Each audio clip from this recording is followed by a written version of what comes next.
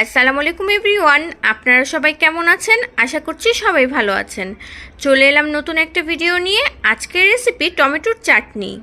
কিভাবে শীতকালীন নতুন টমেটো দিয়ে চাটনি তৈরি করব সেটা আজকে এই ভিডিওতে দেখতে পাবেন। খুব সহজেই আমি চাটনি তৈরি করে দেখাবো। টমেটোগুলো ভালো করে ধুয়ে কেটে নিয়েছি। চলুন তাহলে রান্নায় চলে যাই। টমেটোগুলো সিদ্ধ করার জন্য একটি হাঁড়ি চুলায় বসিয়ে দিয়েছি। এখন সব টমেটোগুলো হাঁড়ির মধ্যে দিয়ে দিব। দিয়ে দিব স্বাদ মতো লবণ। এখন সবগুলো একসাথে একটু ভালো করে নেড়ে নিব। এখন চুলার তাপটা মিডিয়াম আঁচে রেখে ঢাকনা দিয়ে ঢেকে রাখবো 10 মিনিটের জন্য। ফিরে এলাম 10 মিনিট পর।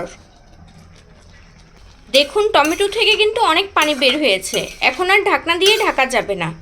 এভাবে আস্তে আস্তে চুলায় জাল দিয়ে পানিগুলো শুকিয়ে নিতে হবে।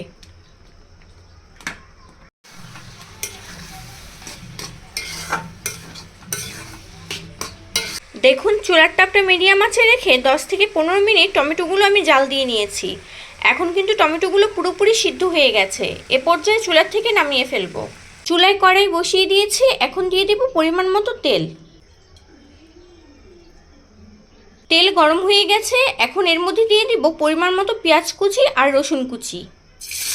দিয়ে দিব 5 থেকে 6টা শুকনা মরিচ। আর শুকনা মরিচগুলো আমি ভেঙে নিয়েছি।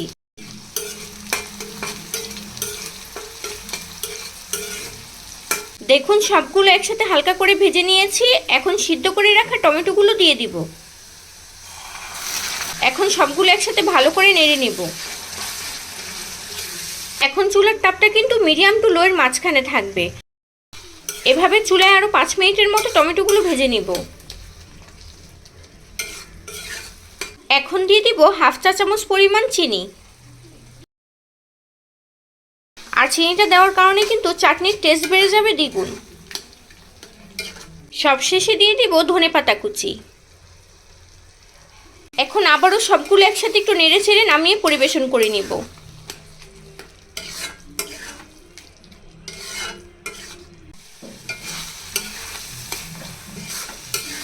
নামিয়ে পরিবেশন করে নিয়েছি। রেডি হয়ে গেল আজকের রেসিপি টমেটোর চাটনি। আপনাদের যদি আমার এই ভিডিওটা ভালো লেগে থাকে বাসায় এইভাবে একবার হলেও ট্রাই করবেন।